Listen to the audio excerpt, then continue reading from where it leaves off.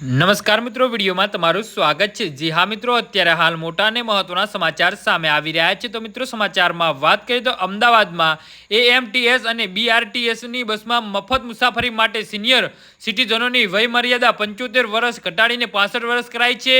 બંને સેવામાં 65 વર્ષથી વધુ નાગરિકો હવે ફ્રીમાં મુસાફરી કરી શકશે। આ સાથે દિવ્યાંગજન પણ હવે મફત મુસાફરી કરી શકશે। અગાઉ દિવ્યાંગતોને 40% ખર્ચથી પાસ મળતા હતા, તે હવે તદ્દન ફ્રી કરવામાં આવ્યા છે।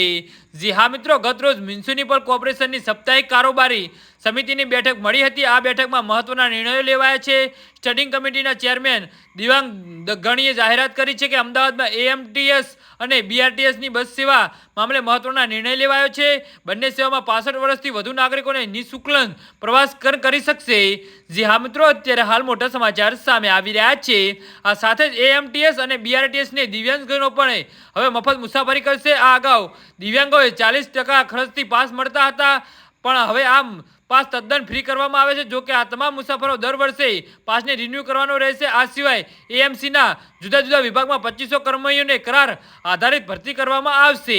જી હા મિત્રો, તો આના વિશે તમારું શું કહેવું છે તો નીચે અમારી કોમેન્ટ બોક્સમાં જરૂરથી જણાવજો અને અમારી યુટ્યુબ ચેનલને સબસ્ક્રાઇબ કરવાની ભૂલતા નહીં। વિડીયો પૂરો જોવા બદલ તમારો ખૂબ ખૂબ આભાર।